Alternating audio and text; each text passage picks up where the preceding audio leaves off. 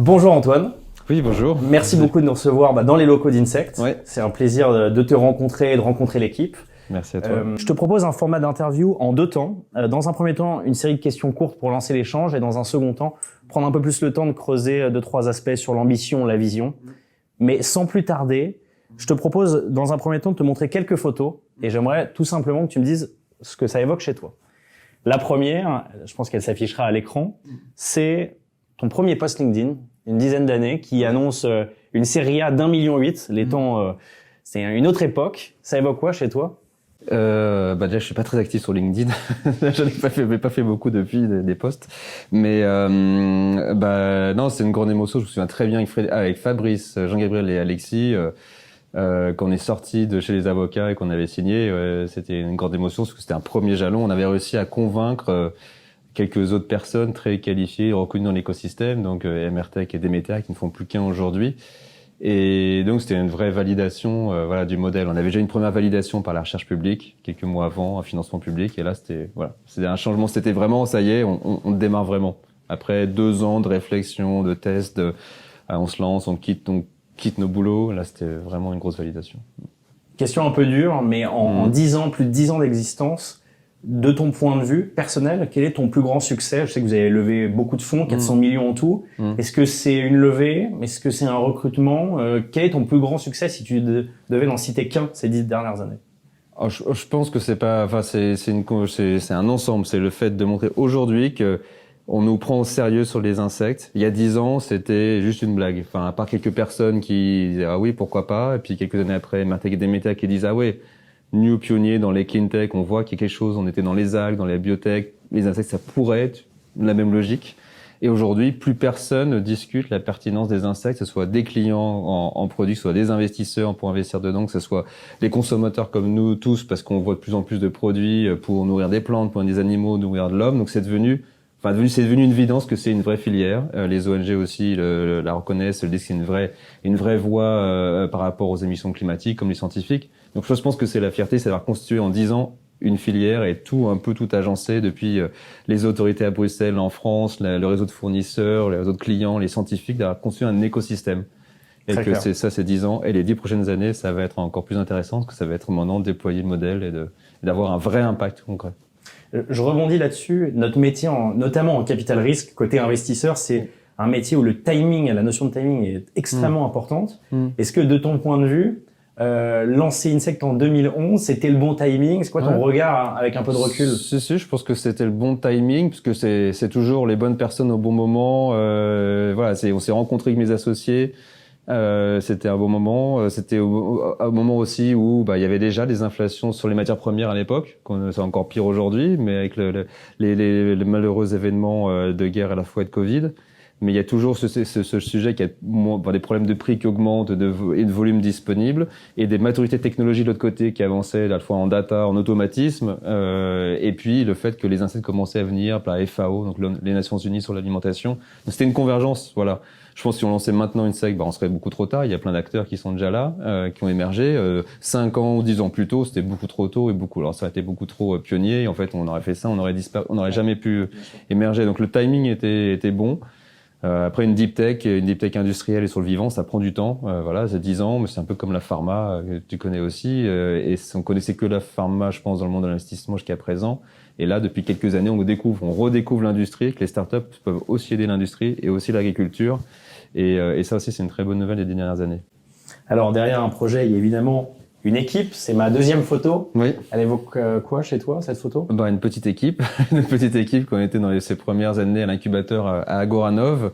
Voilà, nous juste associés avec Fabrice, Jean-Gabriel et Alexis, et nos tout premiers salariés, des PhD, des personnes très pointues en biologie, des stagiaires.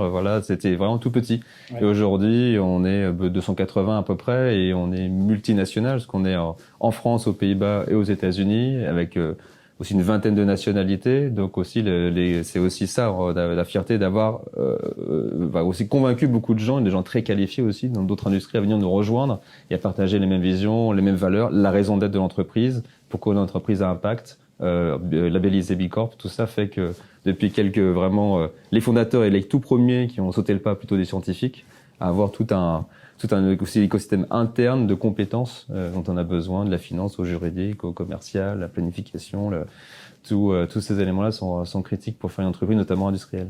Alors, 280 personnes, une vingtaine de nationalités. En termes d'identité, comment tu peux résumer de façon courte, pas évident comme question, mais la culture d'entreprise demain, un nouveau collaborateur qui travaille chez Insect, travaille dans quel environnement, quel est l'état d'esprit? La culture, c'est jamais simple à décrire, effectivement. D'abord, on est une boîte à raison d'être, à impact, donc c'est défini avec la loi en France et puis le label B Corp. Donc notre raison d'être, c'est réinventer la chaîne alimentaire. C'est simple, mais réinventer, ça veut dire la changer, la rendre plus compatible avec les limites physiques et biologiques de la planète, la rééquilibrer. Et la chaîne alimentaire, c'est clair, c'est en fait du sol à l'assiette. C'est tout le spectre. On n'a pas, nous, c'est une plateforme technologique et vivant qui a des produits qui va toucher tout le spectre. Depuis nourrir le sol et les plantes, les animaux d'élevage, poissons, volailles, porcs, les animaux domestiques et jusqu'à l'homme. Donc en fait, depuis les micro-organismes qui font le sol jusqu'au même à nos micro-organismes qui font notre microbiote dans nos intestins, qui permettent aussi de nous accompagner dans notre développement et notre métabolisme. Donc c'est tout ça, effectivement. Très clair. Troisième photo. Tu vas sans doute reconnaître évidemment une de vos usines. Je sais pas où c'est dans le Jura. C'est dans le Jura, c'est Adol. Celle-ci, en fait, c'est notre première ferme verticale qui a démontré, c'est par le démonstrateur, la technologie. Après, l'incubateur, les premiers ont travaillé à Goranov avec 3-4 insectes entre guillemets dans des boîtes de pétri à microscopique échelle.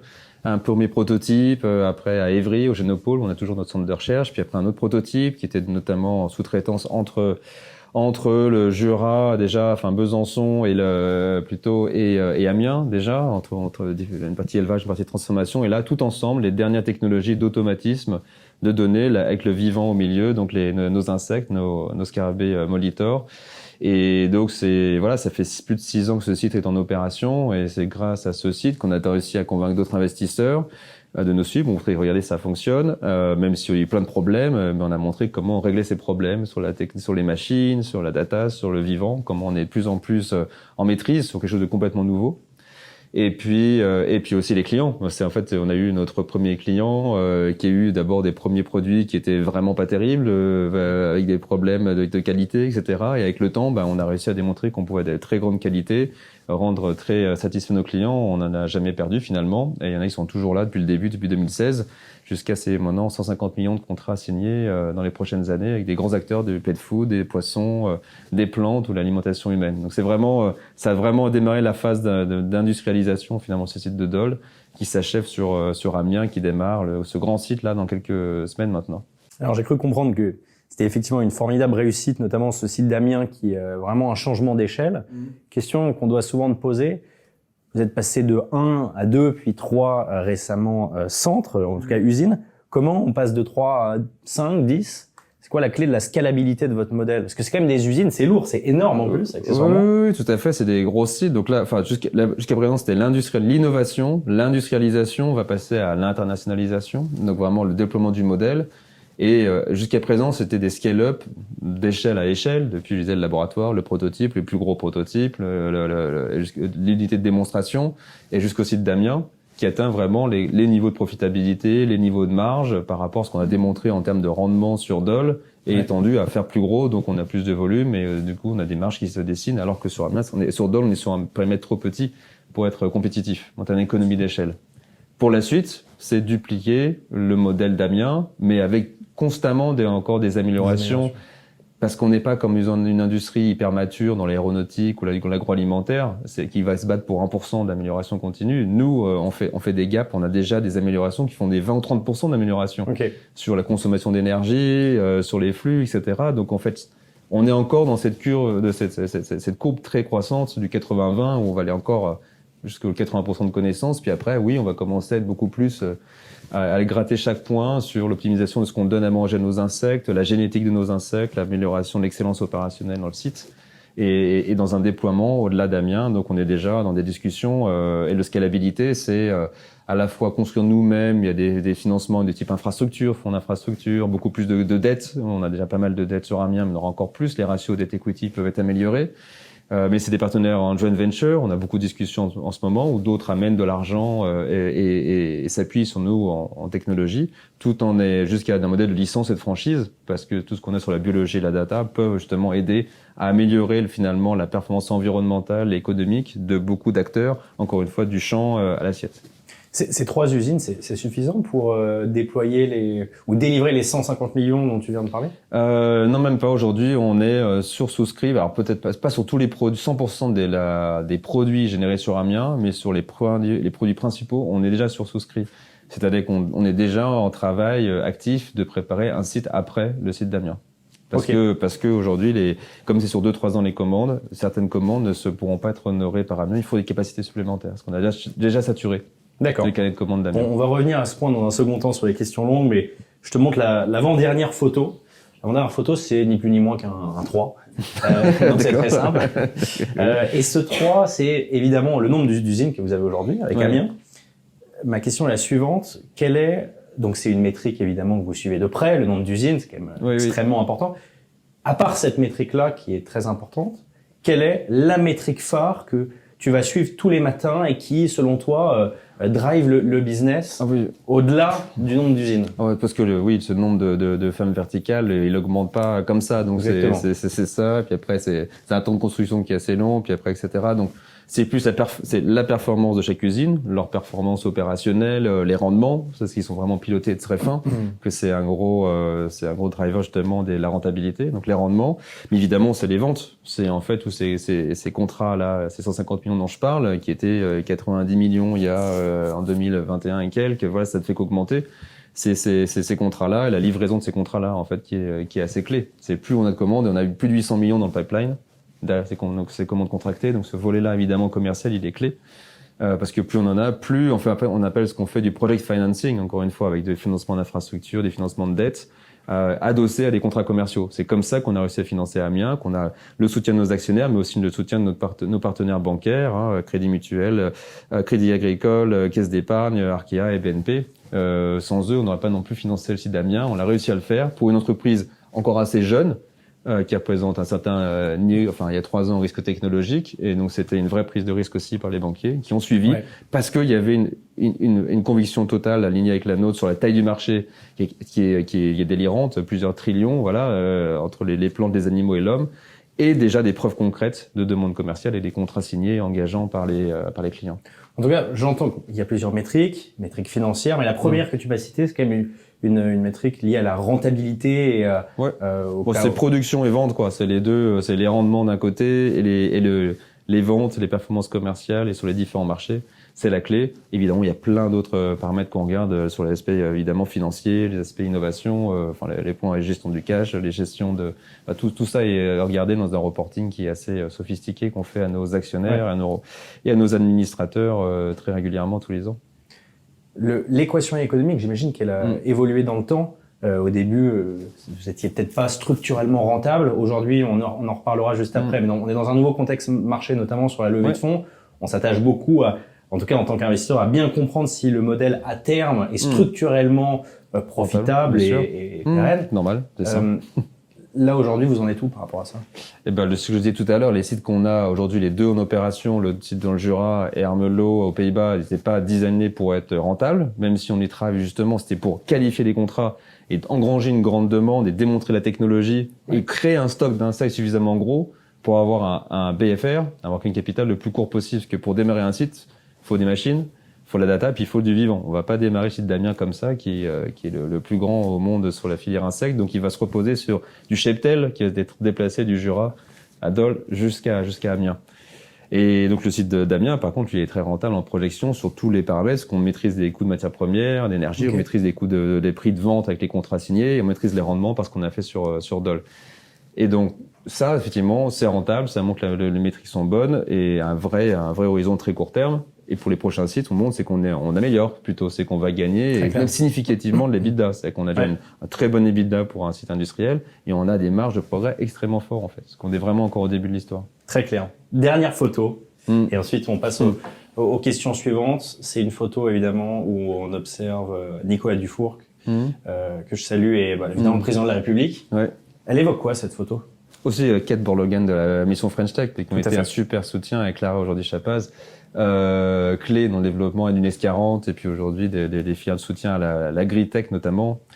Ce soutien, ça montre un soutien de la force publique qui est assez classique, on va dire, dans le monde des startups et des scale-up. C'est pas nouveau.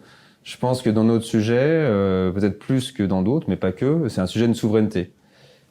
On parle beaucoup de souveraineté depuis quelques temps. Nous, quand on a démarré la boîte il y a plus de 11 ans maintenant, c'était ça s'appelait l'indépendance alimentaire, l'indépendance protéique notamment, parce qu'on dépend énormément en Europe et aussi en France de nos importations de protéines pour nourrir les animaux, ou même directement de l'Amérique du Sud ou de l'Amérique du Nord. Donc on a un vrai problème de souveraineté sur ces sujets-là.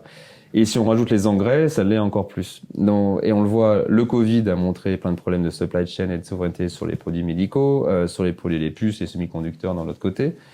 Et la guerre, elle montre les engrais, ça vient énormément de Russie, les engrais chimiques. Nous, on a un engrais organique qui est produit en France et qui a des rendements aussi bons, voire meilleurs dans certaines applications que l'engrais chimique. On a des problèmes d'huile, c'est le tournesol, etc., produit en Ukraine, énorme producteur. Nous, on fait des huiles aussi qui peuvent remplacer totalement les huiles végétales.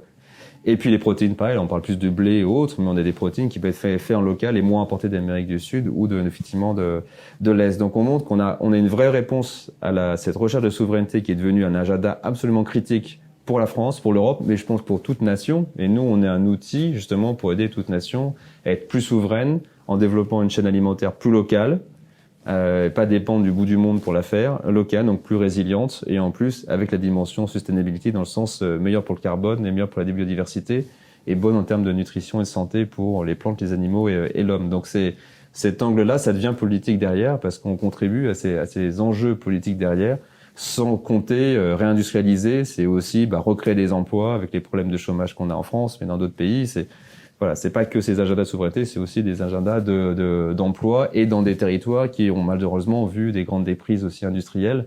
Et on réindustrialise, et le nord de la France notamment est en train de vivre un énorme changement, des industries extrêmement modernes. Et c'est plus du tout l'image où on avait des usines du 19e ou du début du 20e, sales et peu attractives. C'est aussi toute une démarche. Et Nicolas Dufault a montré sa photo, vient d'écrire un bouquin justement sur les explications de la désindustrialisation ces dernières années. On est en train de changer doucement le braquet. Il faut accélérer ça et notamment rendre beaucoup plus attractif auprès des jeunes l'envie de venir dans l'industrie, mais aussi des financeurs, que ce soit capitaux ou dettes. Et voilà, pour reconstituer effectivement tout cet écosystème qui s'est beaucoup détérioré en France ces dernières décennies.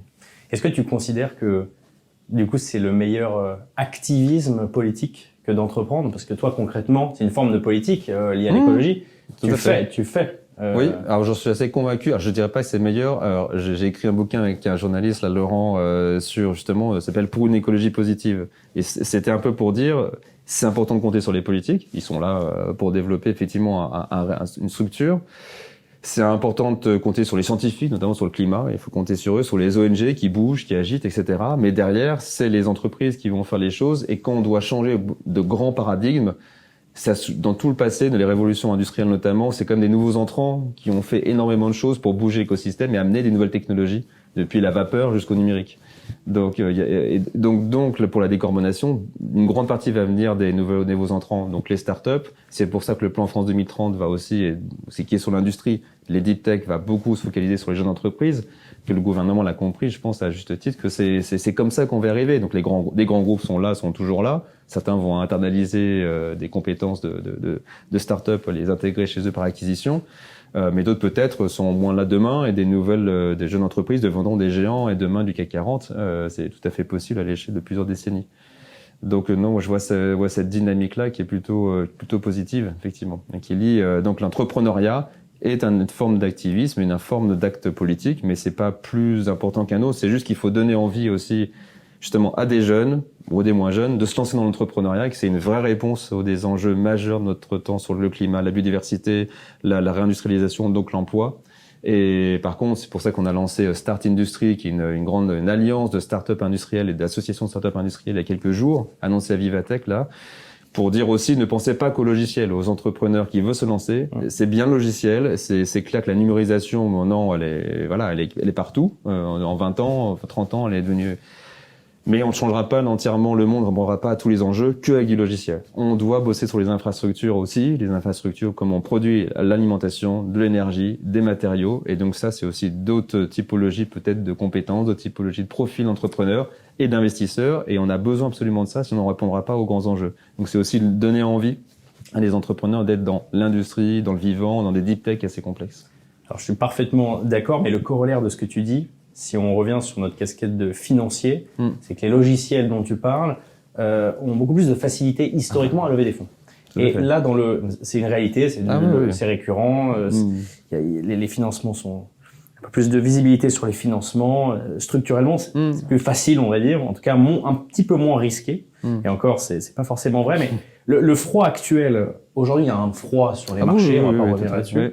Est-ce que ça vous impacte? Vous avez levé quand même 400 millions historiquement. Il y a un nouveau contexte.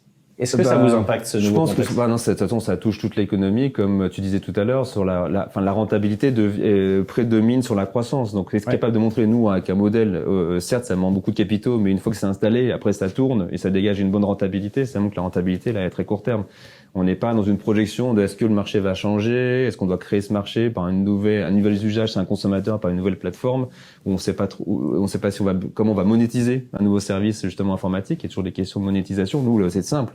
On achète des matières, de l'énergie, ça se transforme, et derrière, il y a une marge. Entrée-sortie, c'est un modèle physique. C'est tout simple là-dessus. Il n'y a pas de sujet à imaginer une monétisation. C'est plutôt à se dire, est-ce que je peux pousser par la R&D des nouveaux produits qui vont se vendre encore un peu plus cher sur des nouveaux marchés.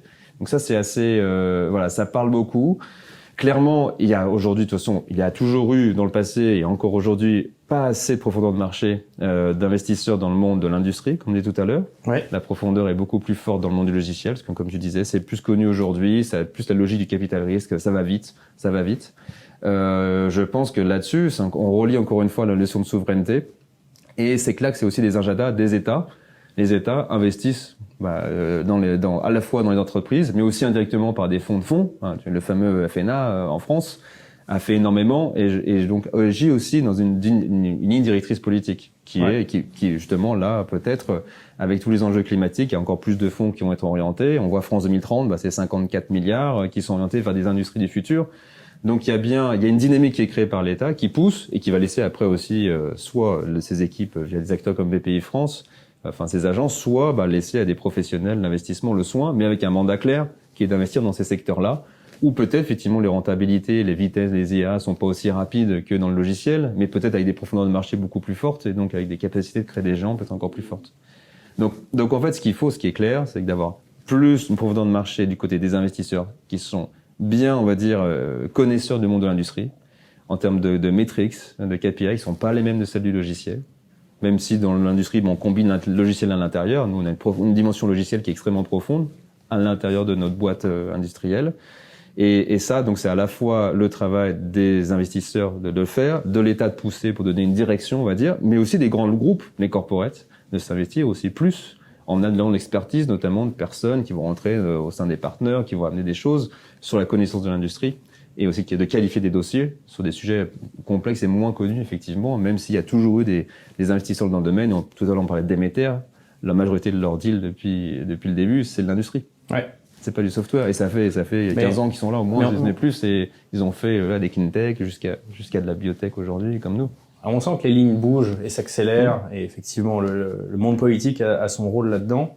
La chance que vous avez, c'est que maintenant, vous avez un modèle qui est prouvé et qui... concrètement, vous avez juste besoin de mettre de l'essence pour accélérer la cadence. C'est peut-être pas le cas, en tout cas, au début, c'était pas le cas, parce que vous étiez en train de trouver un modèle. Comment, à l'époque, vous avez réussi à convaincre des investisseurs? Est-ce que tu as des anecdotes? Parce que quand tu as un modèle, tu dis, je vais créer une usine, elle sera pas rentable. Comment vous avez réussi en 2016, 2017? Ouais, le premier sur le premier levée de fonds, je suis avec Demeter et Amertech, c'était qu'on avait des produits, on nous disait c'est des protéines, c'est des commodités, c'est le prix, enfin c'est des marchés où se bagarre au centime près. Et c'était, comme ils connaissaient bien les algues, c'est quoi un peu votre oméga 3, votre produit à très haute valeur ajoutée qui permettra d'aller plus vite sur un marché de niche pour ensuite s'élargir sur un marché de masse. Ouais. Ce qui est en fait la logique où on peut assumer justement d'aller plus rapidement sur un marché qui va être assez rémunérateur. On en a trouvé, effectivement, on a des matériaux qui sont à très haute valeur ajoutée, puis finalement la protéine, elle est venue, parce que dans la protéine, on a vu que certes, il y a un marché de commodité, mais aussi un marché de spécialité, de haute valeur ajoutée, qui permet de vendre quand même assez cher avec une bonne marge. Et donc, on a accéléré avec notre deuxième tour de table, avec le fonds New Protein Capital, qui était le deuxième tour de table fin 2014.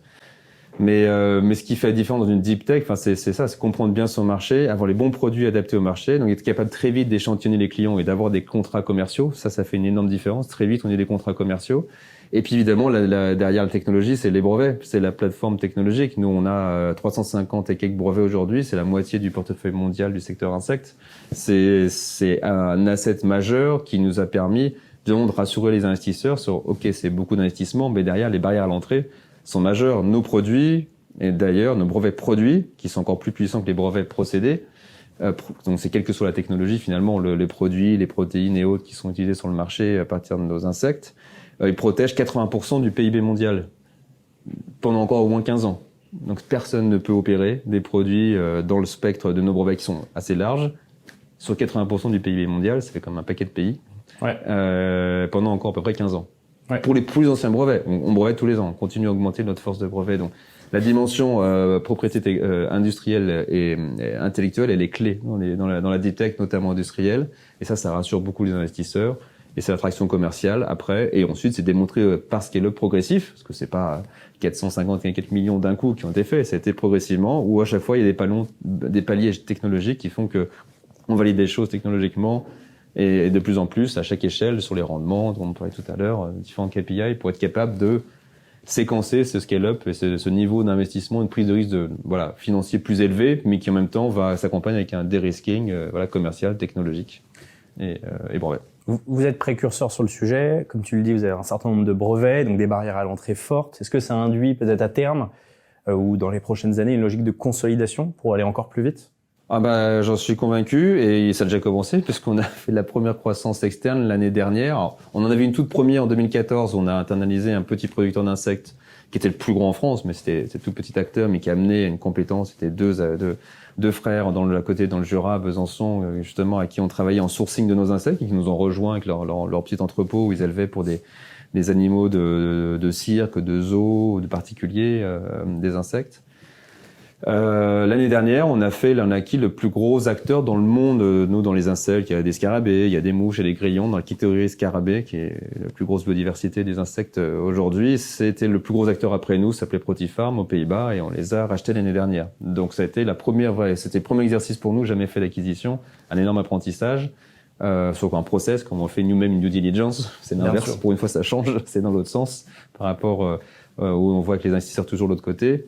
Et comment après on intègre, et on parlait de plus d'entreprise, comment après on fait plus de en termes de culture. Ce qui est pas simple. En plus, là, quand on parle d'une autre nationalité qui est néerlandaise et dont la proximité, curieusement, par rapport à la France, est très loin de la proximité géographique. Oui. C'est pas le pays le plus proche en termes de culture en Europe. Les Français, on l'a découvert aussi, on a appris beaucoup là-dessus. Aujourd'hui, on forme une belle équipe, même s'il y a encore des enjeux, encore d'acculturation et de travaux, on va dire, d'alignement complet en termes de compréhension parfois de blocage ou de choses qui sont pas vues de la même manière juste par le biais culturel. Et puis on a acquis une toute petite société aussi aux États-Unis, dans le Midwest, qui nous a mis un pied aussi aux États-Unis. Donc on a fait 2 acquisitions. Clairement, il y en aura d'autres si le marché se développe bien et avec la technologie. Nous, on va chercher toujours à renforcer soit des briques technologiques ou des accès au marché pour continuer à nous développer effectivement à l'international. Très clair. Alors, une dernière question pour finir, et on va revenir sur le produit, donc la base de ce que vous faites. Vous avez déjà des clients qui achètent vos produits. Aujourd'hui, comment votre farine qui est responsable, et ça doit séduire énormément de gens, et fort heureusement, est-ce qu'elle est moins onéreuse que celle du marché ? Est-ce que c'est un frein ? Parce que j'imagine qu'un agriculteur demain ou un éleveur de bovins, il a aussi des logiques de coût. Comment vous vous positionnez par rapport à ça ? Alors déjà, on a trois grands produits, les protéines, les huiles et les engrais. C'est pas les mêmes, on n'est que B2B, donc on ne vend pas les agriculteurs directement. Le plus proche d'eux, par exemple, c'est nos engrais, on les vend à des grands distributeurs qui sont aussi façonneurs et qui vont vendre après aux agriculteurs. Mais on a aussi du B2B2C où on vend à des entreprises qui revendent à de la grande distribution. Par exemple, nos engrais aussi pour particuliers, chez des jardineries. Vous pouvez commander en e-commerce ou des grandes marques de jardinerie. D'accord. Le travail qu'on fait avec Compo, qui est une des grandes marques effectivement pour engrais pour particuliers, Puis aussi dans le pet food, où là, tous nos clients vendent en grande distribution, sur Internet, dans les jardineries.